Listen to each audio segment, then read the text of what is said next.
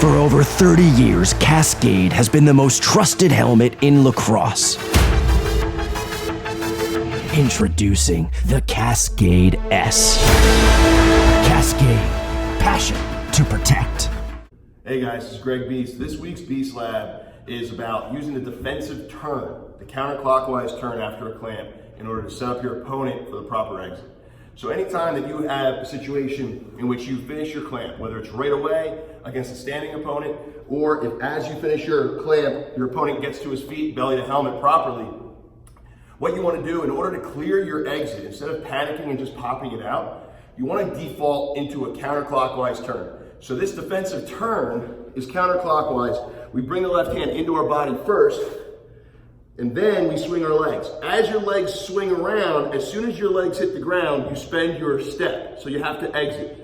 But the reason we automatically go into this counterclockwise turn is because we want our defender to start moving. Just like when you dodge to set your opponent up, say you want to split to your left, you set your opponent up by coming right, getting them moving, then planting your foot, and then splitting to the left. Same exact thing here when we're going to get our opponent to move. So once he's in motion, then we can make his decision-making process a little harder. So, opponent stands up, belly to helmet here. I have three options. The first is always going to be this defensive turn. Counterclockwise, straight into my right knee. As my left hand stops moving, I swing my legs around, and that's my step, and I lock. Now, if my opponent decides to come and stay right to my right foot right here, and maybe he checks or whatever, I'm going to lock, and then I'm going to continue into my defensive exit. Straight to my left shoulder. He stops here, I clear my hands, I roll away, and I throw. If my defender decides to jump this exit and come hard to the left side of my body, he jumps here. When I hit the ground and lock, I'm now going to go back to my backdoor exit upfield as he's moving this way, okay? So now you make him pay for the decision to overcompensate onto your left shoulder, and you go to your right.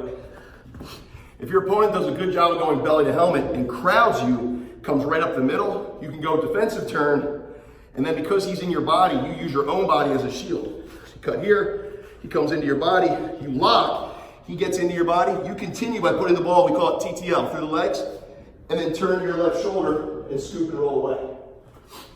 What you don't want to do is turn to your right shoulder. If I lock here, my opponent most likely is right here. If I open up and turn to my right shoulder to put it through, it gives him a gateway to get to the ball. So once again, three options. First one, defensive turn into a defensive exit if he stays to our right shoulder, okay? Second option, defensive turn, he sells to the left, we go back door to the right. And our final option, he crowds us and comes into our body, defensive turn, into a TTL, roll and scoop away, okay?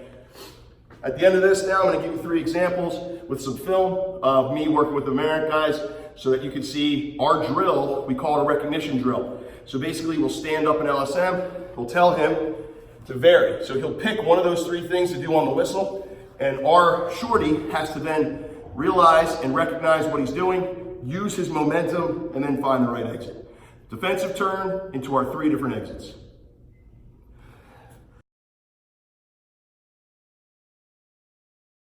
Set. Jump. Set.